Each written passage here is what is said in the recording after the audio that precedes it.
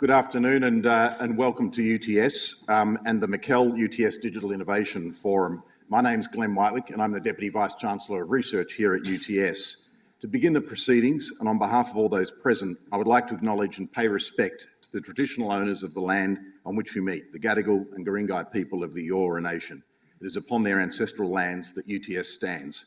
Similarly, I would also like to pay respect to the elders both past and present, acknowledging them as the traditional custodians of knowledge for this place. I would especially like to welcome today the Honourable Jason Clare, Shadow Minister for Communications, and we have a number of other distinguished guests amongst us today, so welcome. For those of you who haven't been here before, this is the iconic Dr. Chowchak Wing building. This is where UTS Business School is. I'm sure as you've walked in, you get a sense of the capability of this building. It's very stunning, obviously, from the outside, but actually it's a building designed from the inside out. And unfortunately, my office is not here, but I spend a lot of time working here in the business school, and it really is a buzzing, vibrant place when you have staff and students. And we also seem to have an exceptional number of visitors, sightseers who come in off the street taking photographs, and of course we welcome them as well. I think we probably should charge a little bit of a fee and boost our income. I think one of the most exciting things that's happened in the last little while, in fact in the last 4 or 5 weeks, is that word innovation is firmly back on the national agenda. We seem to be having conversations now about science, about startups, about collaboration, about how we engage better between universities and industry, and particularly, and one of the things I'm very passionate about is impact, the translation of our work in universities into real-world impact. It's a very exciting time, and in that spirit, I'm delighted to now introduce Sam Crosby, who's the Executive Director of the McKell Institute. The McKell Institute is a progressive research institute dedicated to providing practical and innovative solutions to contemporary policy challenges. Key areas of activity for the McKell Institute include producing regular policy reports and hosting events with thought leaders from business, government and society. Sam was appointed Executive Director of the McKell Institute in March 2014 and brings to the role years of experience working across government, across business and society. Previously, Sam served as Corporate and Government Affairs Manager for Johnson & Johnson. He was a Senior Advisor and Chief of Staff to a number of New South Wales Cabinet Ministers and Advisor to former Prime Minister Kevin Rudd. His experience spans infrastructure, transport, ports, mining, forestry, treasury and healthcare. Sam holds a Bachelor of Economics and Social Sciences with first-class honours from the University of Sydney and an MBA from the University of New South Wales Australian Graduate School of Management. While completing his undergraduate degree, he also served as President of the University of Sydney Union. Please join me in welcoming Sam.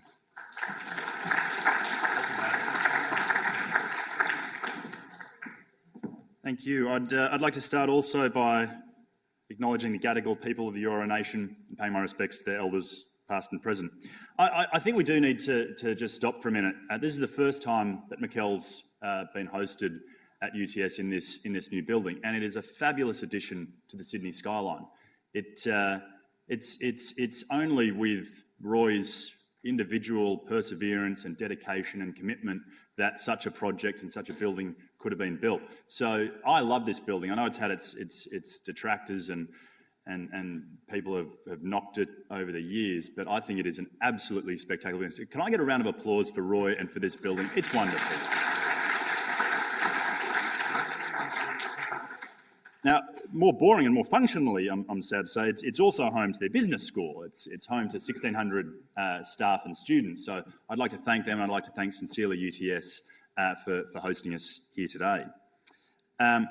Now, before I introduce the speakers, you'll see we're broadcasting Twitter up there. So it's the hashtag is McKell Forum. Nothing says innovation and long-form thought and future like a hashtag and a 140 character tweet. So I encourage you all to tweet.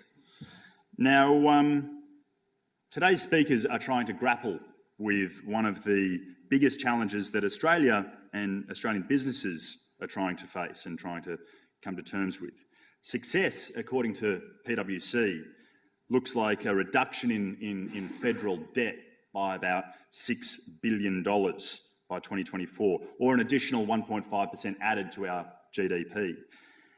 The McKell Institute recently, with Professor Green's help, looked at how this plays out in particular in particular reference to one of Australia's oldest now companies, I guess, Australia Post. And we looked at how we could possibly, through an innovative process, help that company plug the gap that is left by the declining volumes of its mail business. It won't surprise you that the answer lies, and I see Professor John Howard here today as well, who authored the report. The answer, it won't surprise you, is in a digital innovative future. Now, I'd like to welcome here Jason Clare, who before entering Parliament was a former senior advisor to Premier Bob Carr.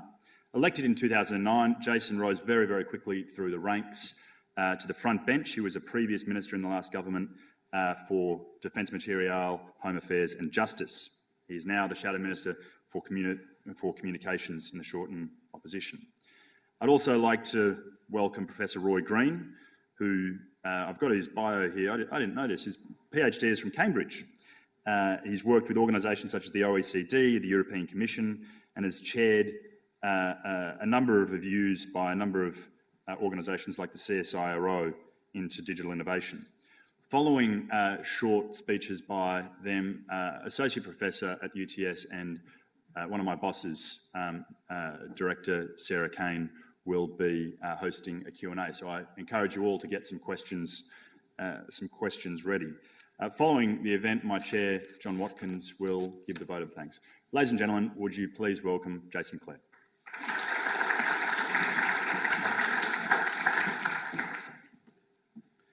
Well, thanks very much, Sam and Sarah, Roy, Glenn, Professor Howard, and everyone for coming along this afternoon to what I think is such an important conversation that we need to have. Before I get started, I want to pay particular note to the presence of John Watkins, the former Deputy Premier of New South Wales, a great friend of mine and a very special mentor of mine, and it's great to be here with you today. In 1980, Lee Kuan Yew said that we'd become the poor white trash of Asia if we didn't reform, if we didn't open up our economy.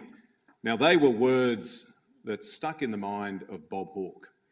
When Lee Kuan Yew died earlier this year, Hawke said, "I thought he was right," and his harsh but fair comment helped galvanise my determination to undertake reforms that would save us from this fate and set us on a better path. 6 years later, in 1986, Paul Keating, talking to John Laws, said that if we didn't reform, Australia was basically done for. We'll just end up being a third-rate country, a banana republic. Those words are now part of Australian political history, seen by many as a turning point. At last we finally got it. We had to wrench ourselves out of this bog of complacency. We had to strip away all the things that we'd been hiding behind, all the things we were used to. We had to change the way we were doing things. We had to become globally competitive. The result was that Hawke and Keating transformed Australia. Our economy is now 3 times the size it was in the 80s. Real wages rose. Living standards have improved. Unemployment is almost half it was in the early 1980s, and inflation has been squashed. But perhaps most telling of all, in the last 24 years, when other countries around the world have gone into recession, we haven't. We've continued to grow. It's an extraordinary achievement. So what is the equivalent challenge for us today? We tend to spend a lot of time and a lot of column inches focused on things like fiscal policy, like tax, like industrial relations. But I think we don't spend anywhere near enough time or energy on the digital transformation of our economy. This is not a boutique debate. I think it's the main game. I think it's just as important to making Australia globally competitive in the 21st century as Hawke and Keating's reforms were in the late 20th century. A couple of years ago, Mark Andreessen coined the phrase that software is eating the world. And when you think about it, it's hard to disagree. Think about this. Just 4 countries on the west coast of the United States Apple, Facebook, Google and Amazon have a combined market cap that's bigger than the entire Australian Stock Exchange. When I was a kid, you took photos on a camera and then you took the Kodak film, usually the Kodak film, to the chemist to get printed. And it took a day. If you spent a bit more, you could get it done in an hour. In its heyday, Kodak used to employ 145,000 people. Now it doesn't even exist. Instagram does though, and in 2012 it was bought by Facebook. When it was bought by Facebook, it had 13 employees and 30 million users, and Facebook paid about $1 billion for it. The story of Blockbuster is much the same. At its peak, Blockbuster had 4,800 stores in the United States, and it used to employ 60,000 people. Now all the company-owned Blockbuster stores in the United States have gone, and there's just 50 franchisees left. There are no Netflix stores in the United States or anywhere else, but they're in about 44 million American homes and more around the world, including Australia. According to Netflix's 2014 annual report, they employ about 2,000 people. Half the companies on the US Fortune 500 list have disappeared in the last 15 years, and most because of this, a sort of digital Darwinism. Companies have to adapt and respond, or they die, they disappear. And you can see this right across the economy, from retail to finance, to the taxi industry, to the hotel industry, and more you'll see in the future in health and in education. And it's the same with old government enterprises like Australia Post. Australia Post is an Australian icon. It's been providing an essential service in one form or another for over 200 years, if you go back far enough to the days of Cobb and Co. Now email is eating its lunch. We send 1 billion fewer letters today than we did 5 years ago. In 10 years, it's likely that we won't be sending any letters at all. And that means that Australia Post has to change its business model, or it too will go the way of Kodak and Blockbuster and the dinosaur. The McKell Institute and UTS, as we've heard, have done a lot of work on this, and together they've produced this report, Digital Post, Business Transformation and the Future Sustainability of Australia Post. Now, it proposes a number of big reforms to help Australia Post to survive and thrive in the future. When Malcolm Turnbull was the Minister for Communications, he implemented the first of the recommendations in this report. And to do that, he needed my help. And so we worked on it together, both sides of politics working together. Now, I think that what we've done here already is a template for a much more important challenge that lies ahead, because the same thing that is happening to companies is happening to countries, just on a much bigger scale. The countries, I think the countries that will be the most successful in the decades ahead will be the ones that adapt to this new digital environment the fastest and the best. The ones that don't will see jobs and businesses go overseas, we'll see unemployment go up, disadvantage become more pronounced and potentially more entrenched, living standards fall, and the division between rich and poor grow. It's a 21st century version of Paul Keating's potassium prophecy, potentially a digital banana republic. Now, it's Back to the Future week this week. I am showing my age, aren't I? I think most people in this room know it's Back to the Future week. Anyway, the 1989 classic, Back to the Future 2, has Michael J. Fox's character, Marty McFly, flying into the future and landing in Hill Valley on Wednesday, the 21st of October 2015, Wednesday of this week. And that movie shows, amongst other things, just how tricky it is to predict the future. I was just watching it the other day on telly and thought to myself, they got flat screen TVs right, they got Skype right, they got smartwatches right as well. But unlike the movie, there are no flying cars and there are no hoverboards, no flying skateboards. Also, lawyers haven't been replaced by data courts, and journalists haven't been replaced by compufaxes and hovercams, at least not yet. Now, the point I'm making is this. It's hard to predict the future. It's hard to predict the future, but it's not hard to see trends. In the last 25 years, the number of secretarial jobs in Australia has dropped by about 500,000. The number of labourers has dropped by 400,000. The number of technicians and tradies has dropped by 250,000. And the number of machinery operators has dropped by 100,000. Conversely, there's been a big growth in occupations that are either high skill or high touch. There are now 700,000 more professionals than there were 25 years ago. That's a 54% jump. And there are now 400,000 more community and personal service workers. That's an increase of about 87%. Smarter machines are performing more and more human tasks, and that trend is just going to continue, if not accelerate. A number of reports over the last few years have predicted that as many as half the jobs that we do today will be automated over the course of the next decade or the next 15 to 20 years. CEDA's done this work in Australia, and two Oxford professors, Carl Gray and Michael Osborne, have done similar work in the last few years focused on the US economy. Now, the point I want to make is this. They may be right or they may be wrong, at least in terms of the actual percentages, but the trend is clear.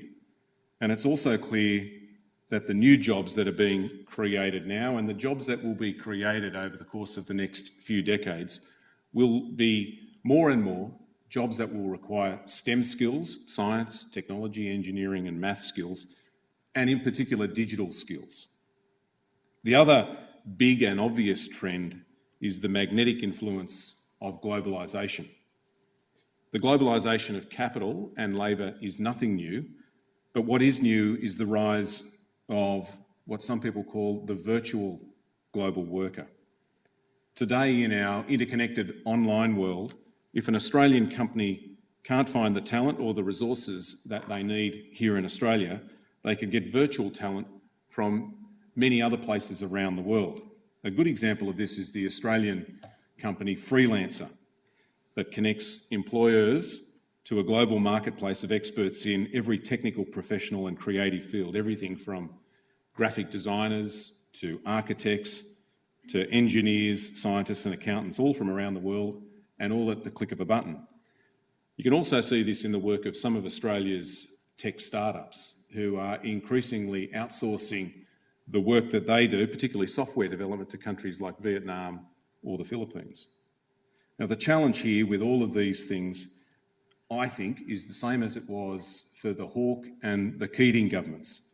We have to be globally competitive. And now here's the scary bit, because when you compare Australia to other countries, I think there is a fair argument now that in some areas at least we are off the pace, that we're falling behind, that we are not as competitive as we need to be. Earlier this year, Harvard Business Review did an analysis of this. They tried to compare the digital economies of different countries around the world, and they ranked them based on a number of factors, from standout to watch out to breakout to stall out. And they ranked Australia in that final category. They said that Australia was stalling out. And here's a number of reasons why. Our broadband infrastructure doesn't rank well compared to a lot of other countries. 2 years ago, we were ranked 30th in the world for broadband speed. We're now ranked 47th. Singapore is first, Hong Kong second, South Korea third, and Japan fourth. Most of Asia, most of Europe, the US and Canada are all in front of us. So is New Zealand. So is Russia, Romania, Slovakia, and Poland. Access to capital is also a problem for a lot of startup digital businesses. Our venture capital industry in Australia is small by world standards. In per capita terms, it's about a third the size of the United States VC industry. And even more surprisingly, in per capita terms, it's about a quarter of the size of Canada's. We're also off the pace when it comes to R&D. The amount that we currently invest in R&D as a percentage of GDP is behind the OECD average, and recent cuts to the CSIRO just make this figure worse. We are also not as good as we could be or as we need to be in commercialising our good ideas and getting our universities and industry to work together. We're currently ranked last in the OECD for university and business collaboration, and fewer than 10% of Australian companies involved in innovation currently work with a university or one of our research institutions. Surely we can do better here. The area, though, where I think we have the greatest challenge is skills, or our lack of them. In 2003, about 9,000 Australians graduated with an ICT degree. In 2013, that figure had fallen to just over 3,000, from 9,000 to 3,000, a drop of 2/3. Now it's starting to trend back up again, but nowhere near fast enough, because over the same period in China, the number of people who've graduated with a STEM degree has jumped from about 500,000 to 3.5 million. About 16% of Australian university students graduate with a STEM degree. In South Korea, it's double that. In China, it's 41%. In Singapore, it's about 50%. And they are the countries that we're competing against. Finally, let me say this. This is not just an economic problem. I don't just see this as an economic challenge. It represents an enormous social challenge as well. And this forum is all about inclusive growth. As many people would know, I have the privilege to represent Paul Keating's old seat, the seat of Blaxland in southwest Sydney. And it's not a rich area. It's an area with lots of disadvantage. It's an area where unemployment is almost double the national average. And if you dig a bit deeper into that unemployment challenge and that disadvantage in my electorate, something interesting is revealed. The unemployment rate, around about 10, 11%. But if you're somebody that has English as a first language, the average rate of unemployment is about 5%. Conversely, if you're somebody who can't speak English or doesn't speak English very well, chances of being unemployed are 25%. And so, in the world we live in today, here in Australia, in the electorate of Blaxland, how well you speak English has a very big impact on your employment and career prospects. In the world our kids will grow up in, it won't just be English, though, that I think will determine their employability. It'll be their digital skills as well. The US economist Tyler Cowen talks about a future where there are two types of people: those who are good at working with intelligent machines and those who are replaced by them. If that's right, we need to build a society where everyone has the skills to work with smart machines. Because if we don't, the lives of Australians, of many Australians, will get a lot harder, and most probably will entrench disadvantage in places where it is already a serious problem. That's why I believe this is where the real debate in Australia should be. It's where I'm focused. I know it's where the Labor Party is focused. And now suddenly we have a new Prime Minister and both sides are talking about it. This is a real opportunity. We now have two leaders in this country who think this is important, and we need to seize this moment. Because if we don't, we risk the words of 30-odd years ago coming back to haunt us. Thanks very much.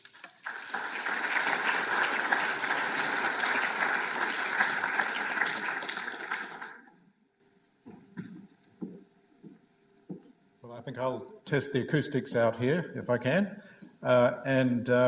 Thank you, Jason. I'm going to follow up with some thoughts about the innovation system as a whole, but before I do, I'd like to welcome you again to our extraordinary building, because it's not unrelated to what we might aspire to in our innovation system as a whole. The building is not just about the architecture. It's not just about what it is, it's about what it does. And what it does is prepare us for new approaches to business education and education more widely. You will see as you walk around this building, collaborative spaces, interactive spaces, flat floor classrooms, chairs and tables on casters and whiteboards.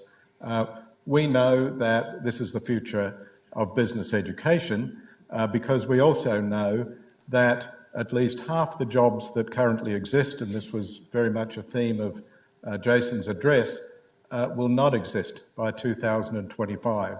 There's a very interesting report by the Oxford Martin Institute in which they identify the jobs most likely to disappear and those most likely to still be around. But of course, there will be jobs that don't currently exist that will be created.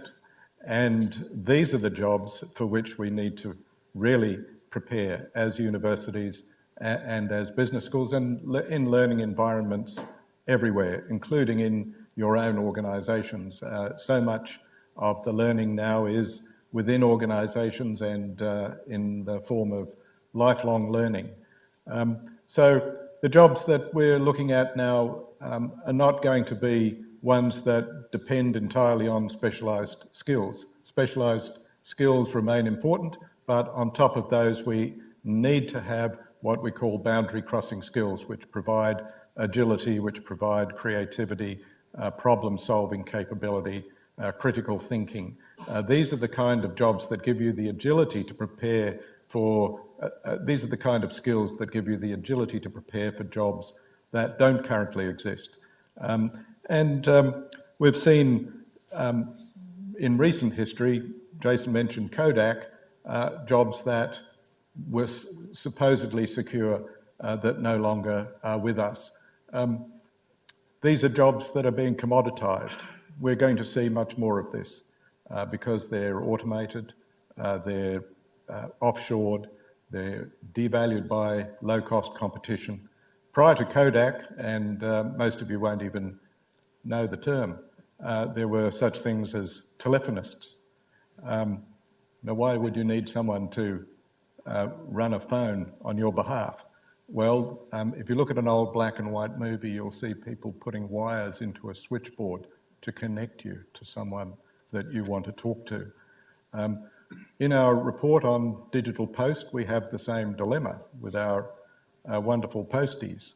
What's the future when the mail business is disappearing before our eyes? We've passed the moment of what was called peak mail in 2007. It's now on not a declining trend, a collapsing trend. So what will be the jobs that replace the posties, and what will the posties do when their jobs are replaced by something else? Is there something that we can position to? And this is where preparing for those skills is just so important for universities. But more widely than that, what is the future of this country in a post-mining boom era? We've experienced 6 or 7 years where 15 to 20% was added to our national income simply because of higher commodity prices. But those commodity prices have now gone into reverse. The terms of trade have gone into reverse, only to reveal that we've experienced a structural deterioration in our productivity over that period that we haven't addressed. So as usual, in Australia during a period of commodity boom, we've become very complacent. In fact, we're very good at responding to adversity, not so well to prosperity. We're now facing another phase where we do need to respond to perhaps not huge adversity. We don't know quite what the future holds for us. There are many other options for this economy. We're quite diverse, but nevertheless, the reliance on a commodity boom for the largest share of our export income is gone. And in that context, we know that economies that are repositioning for success are going to be based increasingly on knowledge-based products and services. This is something that we just haven't invested in. Why? That goes to our culture, it goes to our politics, but I don't think anyone can argue against the proposition that we have squandered the decade or so of our boom. And we're not the only country to do so. In the early 1970s, the Dutch had a similar experience, which is now called the Dutch disease, where the price of their currency went up as a result of discovery of North Sea gas, and their manufacturing became uncompetitive. And it took them a decade or two to restructure their industries. Similarly, in Britain in the 1980s with North Sea oil, this was squandered in a tax cut consumption boom, very little investment taking place in the future. So at the end of that, people were driving around in BMWs, but their schools and hospitals were falling apart. The very opposite, if you like, of inclusive growth. One country that did it well and did understand how to prepare for the future was Norway, which, with its North Sea oil and gas, took a public stake in the oil fields to ensure that they could align with government objectives for the future of their economy. Not a 20% or a 40% resource rent tax, by the way, but a 76% resource rent tax. Imagine trying to sell that concept in Australia in current conditions, or even previously. And a sovereign wealth fund, which is one of the 2 or 3 largest in the world. So they're now facing some adversity themselves, but they're able to draw on that sovereign wealth fund, as they have been in the recent past, to invest in their future research and innovation infrastructure, because they are now repositioning as a knowledge economy from an economy that was quite backward among the Nordic countries only 15 or 20 years ago. But in Australia, we have if we talk about our national innovation system, we have a system which is anything but. It's a series of ad hoc policies. Now, we're not going to be the world's leader in every area of research. We cannot possibly be. We do 2% of the world's R&D. We're not going to be excellent at everything. We need to choose. And we also need to understand that it isn't just about research in science and technology. A lot of what counts for success in an innovation economy is non-technological innovation. It's about new business models, it's about new skills, it's about design thinking and bringing social science to the development of new products and ideas. It's about more capable management as well. Studies we've done show that Australia is not the worst in the developed world in terms of the calibre of our management, but is certainly not in the top category where we need to be as a high-cost economy, competing not just on cost, but on increasingly on quality, design and innovation in everything we try to sell into global markets and supply chains. We spend $9.7 billion in Australia on our research and innovation system. It's a lot of money. We're always calling for more to be spent, but if we were to take the amount that we spend at present and we threw it up in the air, where would we ideally like it to land? This is the question that is being asked by a Senate inquiry in which I'm involved at the moment, the Senate Innovation System inquiry. It's asking that question very fundamentally, and in the changed circumstances that Jason outlined of a new Prime Minister interested in innovation and a Labor Party with a long record of interest in innovation, we now have an extraordinary opportunity as a country to start focusing on the things that matter. Have to say, under the previous Prime Minister, for the first year that he was in office, the word innovation was banned from the Department of Industry. Now you hear it in every second sentence. So the public servants have got it, and they're reshaping their ideas to support this new focus for economic policy. And it's a very welcome focus. But if we did throw this $9.7 billion up in the air, where would it land? It's currently spread, as we've found in our report, and Professor John Howard here is playing a big part in this with me as well.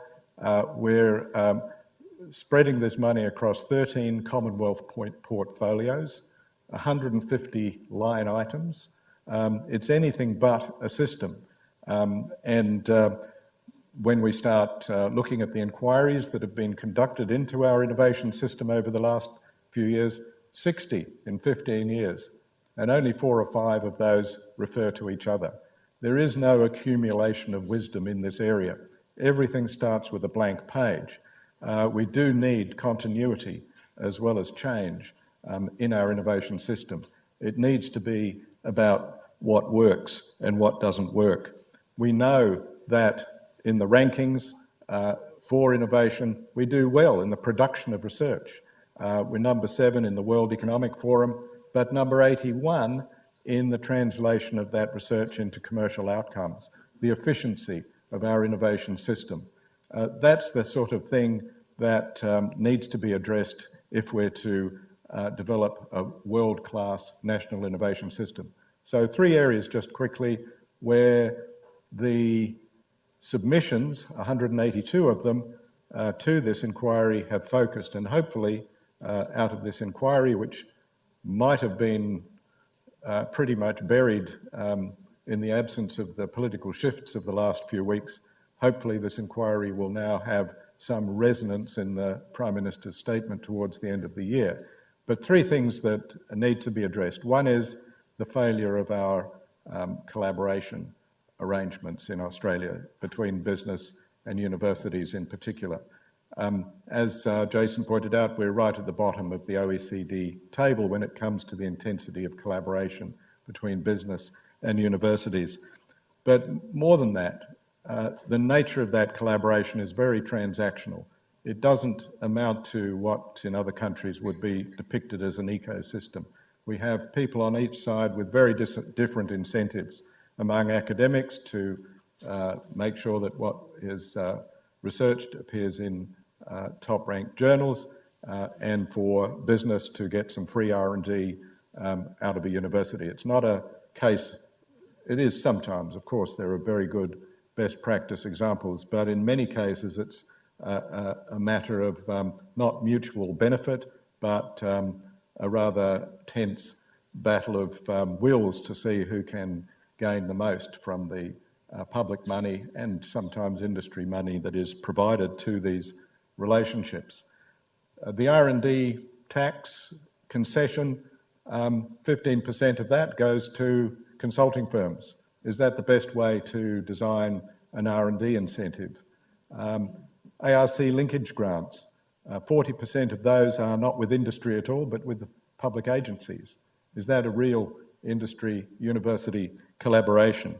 CRCs, many of them are successful, but most of them focus on narrow technical projects with no industry transformation component. They focus largely on the supply side of innovation, the production of research and ideas, not on the demand side. Who will take them up? Building the absorptive capacity of our enterprises is something that we just haven't been very good at. Beyond that, however, second area, in order to frame where we want to go, technology foresights. Which are the areas in which we wish to be successful? If we only do 2% of the world's R&D, where should the money be spent? Every other country that does have an innovation system also does regular knowledge and technology foresights, understanding where are the current and future areas of competitive advantage for their countries. We do guesswork. We've set up the industry growth centres. They're not bad guesses, but they're guesswork. Even in the US with the Advanced Manufacturing Partnership Program, the final report is about 5 pages, but lying behind it is 5 volumes of research evidence on where the US wants to see itself achieving technological preeminence in the next 10 to 15 years. The Nordic countries, the UK, Germany, they all do some kind of foresight exercise. We've never done it. We don't have a national innovation body that could do it. We don't do innovation research. So there's an area to think about, because if we don't do it, we have a system that produces results by default. So 30% of our research funding goes to health and medical, 4% respectively to ICT, and advanced manufacturing. If we were thinking about the future, would that be the balance we want to strike? The question's never been asked. It just results from lobbying, from effective research submissions, from carefully chosen panels to reflect people's desired outcomes. These are issues that we just haven't confronted as a country. And then finally, the other area that has been a very important new area of interest and discussion is the growth of local entrepreneurial ecosystems. And we're surrounded by one here. We have around us in the Ultimo postcode area, as the data shows us, 3 times the density of entrepreneurial startup activity compared with the next ranked postcode, which is Melbourne CBD. We have, within 2 kilometres of here, 40% of Australia's creative industries employment in digital media, film and television, fashion and design and software, with large companies like Google and IBM, and myriad entrepreneurial startups, some of which are started by students. We had one in our alumni awards last night, amazing company called Yes2 Inc., which is now the second largest selling natural beauty products company in the United States. And they also have a wonderful philosophy about giving back their profits to disadvantaged communities. These are the kind of people that will drive our innovation system into the future. And they have not been on the radar for innovation policy at all. We have no local soft innovation infrastructure for them. Sometimes it's only a matter of having co-working spaces. Doesn't cost them very much. Sometimes it's about mentoring. Sometimes it's about making connections. Sometimes it's about links to venture capital.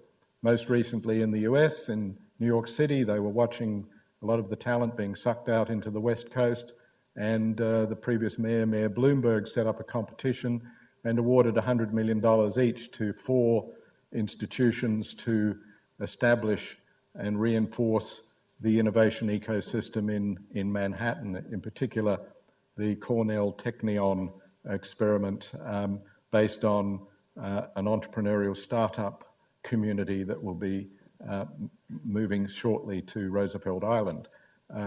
We're hearing a little bit of that now from our politicians, but it is haphazard. Yesterday it was ATP, today it's White Bay. Let's just pick some areas and do them well.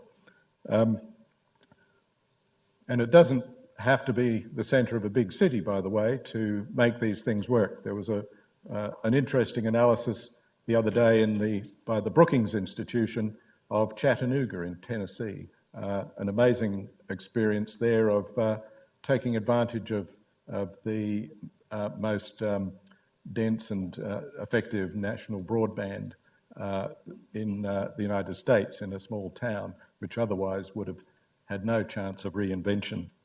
So we're contributing to this here. We're starting a new MBA in entrepreneurship next year, which is driven by the startup community. You can read about that on our website. It's a unique program that will contribute to the development of entrepreneurship, not only in new ventures, but also larger companies that wish to disrupt themselves from within. But this is really where we want to go, and we're looking forward to the government statement at the end of the year to ensure that these are the issues that are properly addressed, some of them for the first time in this country. Thank you very much.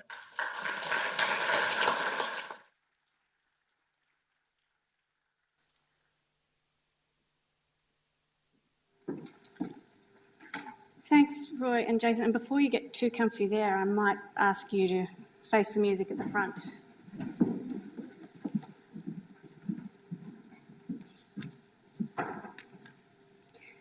So thanks very much for your presentation. Jason, I particularly liked being reminded of the Back to the Future references, which my kids even know about, so it must still be a little bit relevant. So we'd like to open up to the room for questions, and I've got a couple to kick us off from Twitter that we've had put through. And one came from Jennifer Light. I feel like Tony Jones now. Will Australia see a technology boom in the future as we see a decline in the mining boom?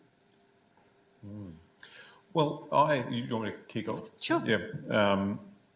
I've been thinking for a long time that the key to Australia's future is that we need to convert our economy from what I've described as a petrol station to a department store.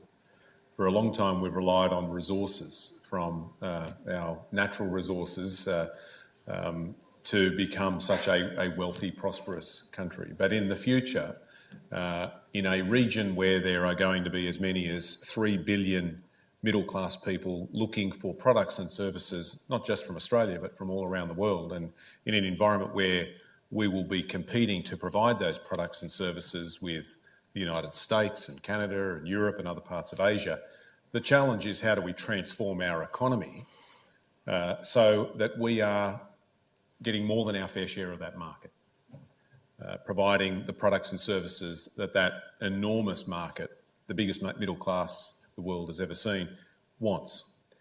And that means that we need to re-engineer our economy. A new but extraordinarily important part of that is the digitisation or the digital transformation of our economy. And that's the point I was trying to make today is that it's the economies that do this the fastest and the best that'll be the most competitive, the most productive and the most successful in the future. Thank you. Maybe I'll take one from the floor before going back to Twitter questions. Any questions? Yes, over there. I was listening to Dana Wookie speak recently at a Fabian's event, and he was talking about the importance of projects in spurring innovation.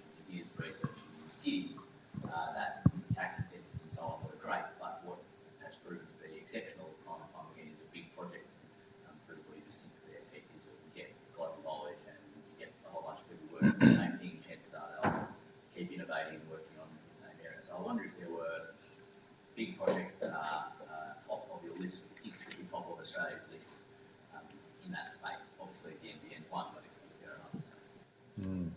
Well, if we were sitting in Adelaide, we might say submarines.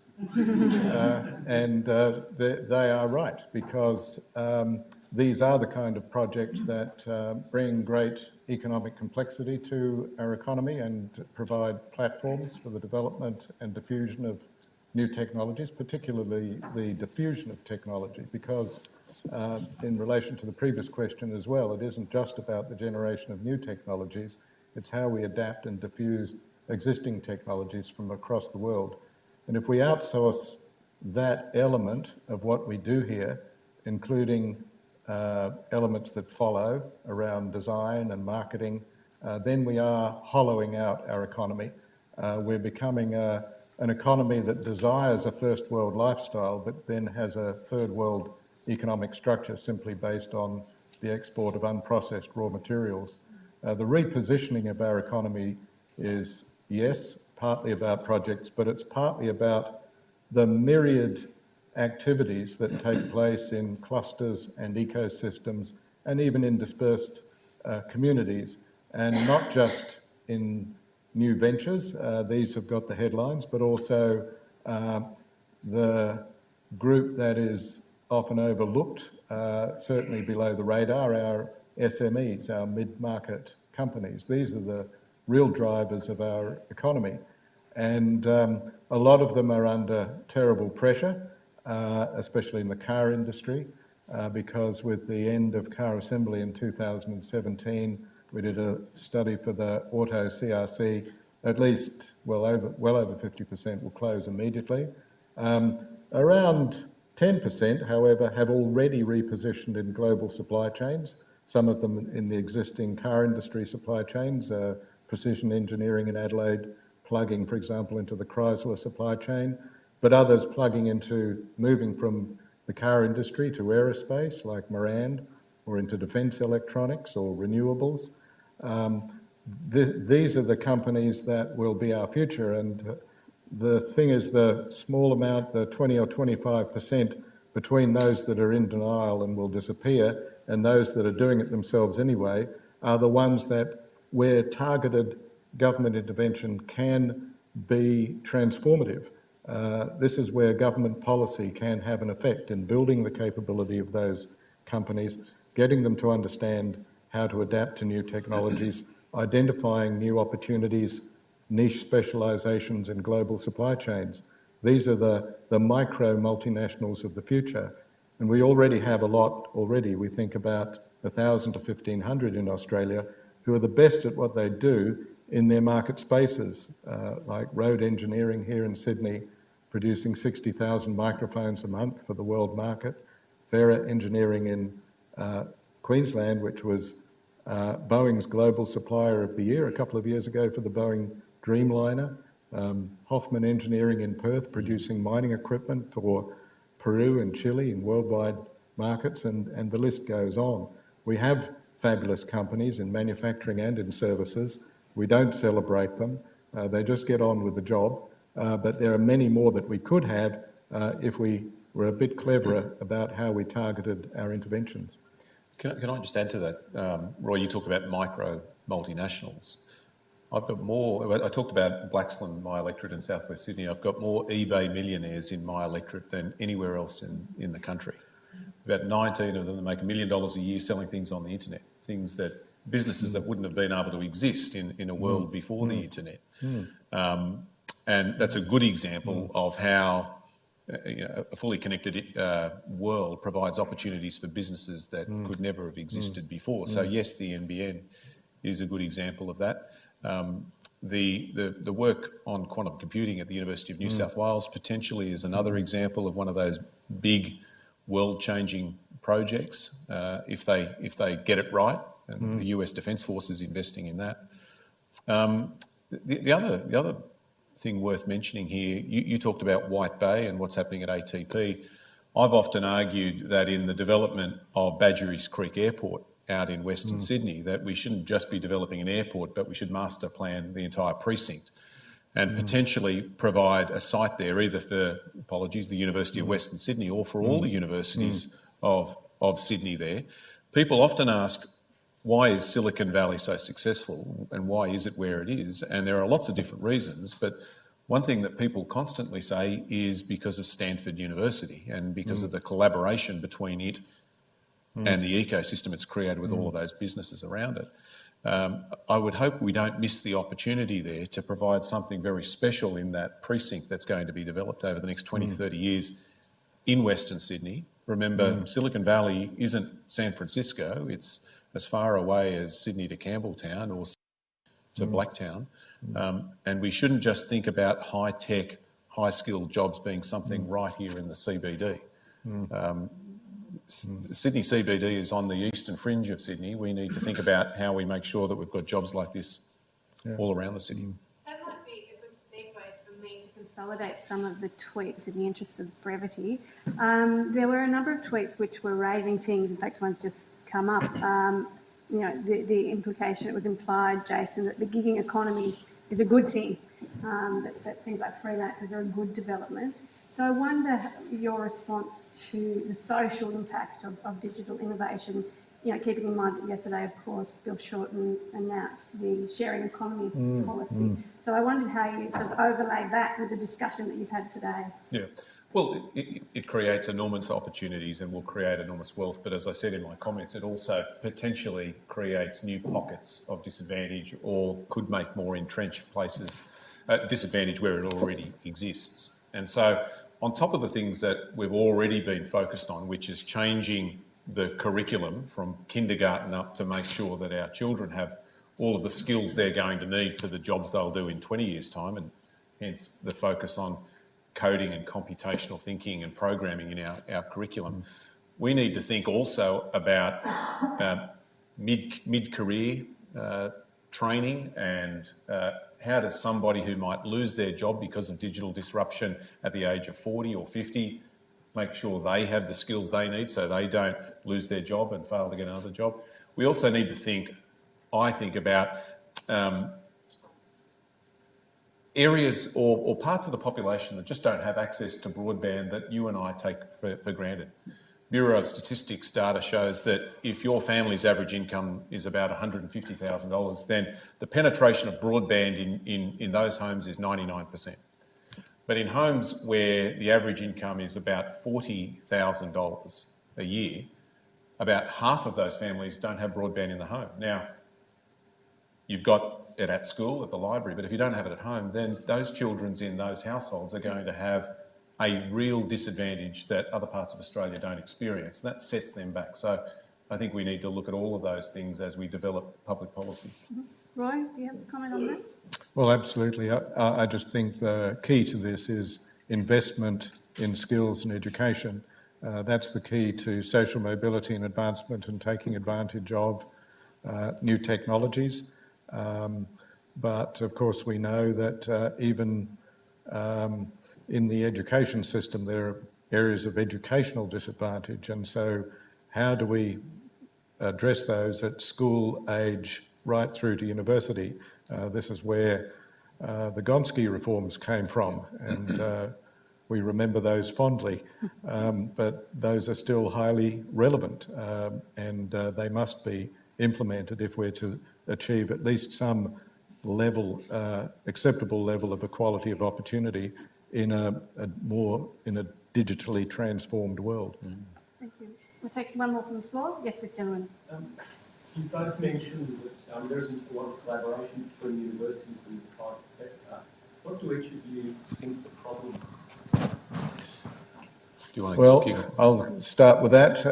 It's, I think, mainly cultural. We don't have a history of doing it, and it's because the incentives on both sides are very different. The incentives in other places predispose academics and industry to work together more closely. But if you have a system which values only published research, and that's how we're measured as academics, getting published in top-ranked journals, to the exclusion really of any socio-economic impact or engagement. And on the side of industry, the interest is simply in getting access to ideas for the purpose of developing R&D or new products without any long-term strategic or deep sense of engagement. Then you're likely to end up with a very transactional engagement, if anything at all. By contrast, if we go to not just Silicon Valley, we'll leave that to one side because that's very specific, but we go to a small town in Germany, one that I know quite well called Schwenningen, where we have a university called the Hochschule Furtwangen University. It's a very small town, a few thousand people, surrounded by some other towns, all of which have companies in warehouse-looking type developments. Quite rural, near Stuttgart. No major infrastructure, by the way, no autobahn, no airport, but trucks are coming out with little packages. And those packages build on a century or two of skills and ingenuity around clockmaking. This was the clockmaking district of Germany in the 18th and 19th centuries, this place called Schwenningen. And it's now the centre of surgical instrument making. They repositioned. And they have an ecosystem which enables the students in the university to get internships, to work in the local companies, to understand the business. They have managers teaching in the university. It's a very science, technology and business focused university. They have a local Fraunhofer Institute as the glue for this ecosystem, and also with a built-in capability around foresight. So it knows, or it thinks it knows, where the surgical instrument market is going to be in 2025 or 2030, and it also has a pathway for this area of Germany to be the best in the world, which it currently is. In this area of Germany, there is 2.6% unemployment. And all of this is homegrown ingenuity and skill. This is an area that in many countries would be an area possibly of rural disadvantage, but they have found something. And every part of the world can do this. We can do it here. If we get the incentives right, if we change the cultural predispositions of the stakeholders, Another example is Massachusetts, which, if you might recall, in the 1980s, experienced the collapse of the so-called Wang economy when all the computer hardware exited to China and East Asia. And they were left with 15% unemployment. It was then known, we can hardly imagine it now, as the Rust Belt state of the northeastern US.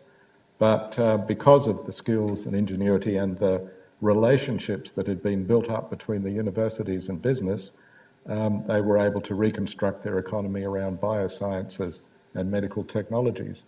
Now a huge success story. So it's all about how to reimagine the future of any place, and we can do it here. Just on that point, our universities publish per capita twice as many papers, academic papers, as the United States, but produce half as many patents as the United States per capita. So I think Roy's right. A lot of this does have to do with the incentives that you create, part of it through the way the federal government funds and interacts with universities to encourage that collaboration, that relationship to be forged and built between universities and business. The other one is, I guess, a creature of our economy, that there are a lot of multinationals in Australia that have got their marketing shop here in Australia, but a lot of the R&D happens back overseas as well.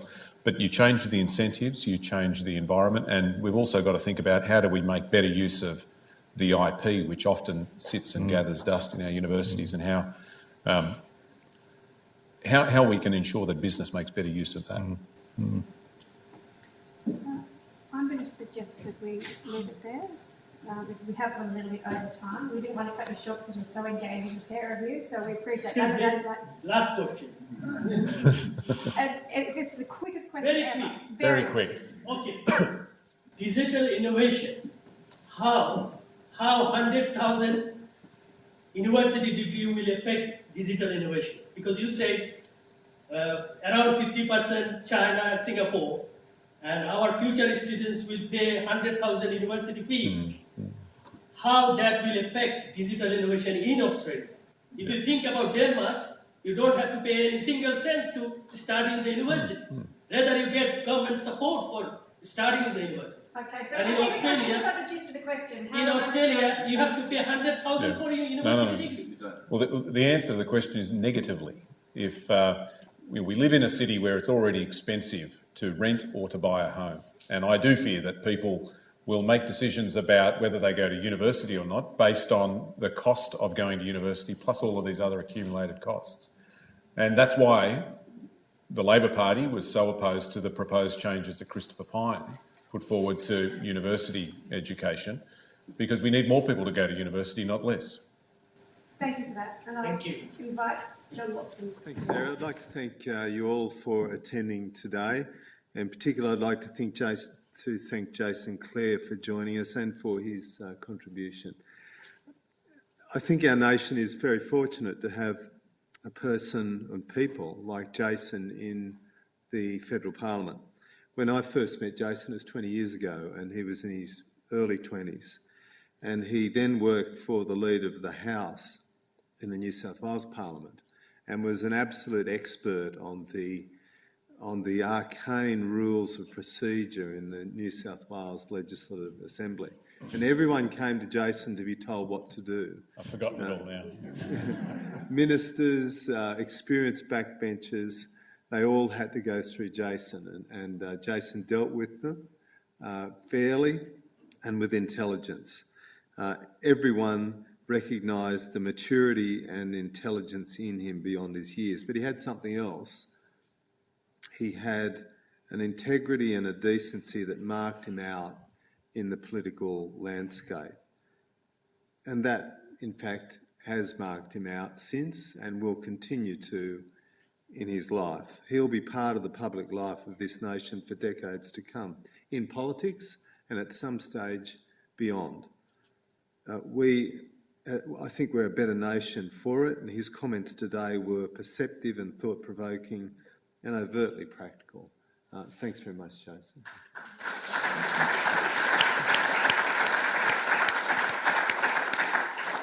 to Professor Roy Green for his thoughtful, creative presentation. We at McKell are a close friend to Roy. We've used Roy's great skills previously, and he's a great champion of excellence in creative policy.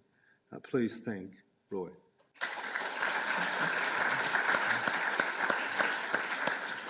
And I particularly want to thank DVC Glenn Whitewick and Dr. Sarah Kane and UTS for hosting this event today. UTS is a great, modern, flexible Australian university. McKell feels very much at home because we're innovative and creative as well. McKell is a progressive institution that's making a real difference in the public debate in Sydney and therefore in Australia. But we can't do that without members and supporters and interested people like you to come to our events, to seek us out and to support us into the future. So thank you to UTS, but also thank you very much for joining us here today. Have a good afternoon and a great weekend.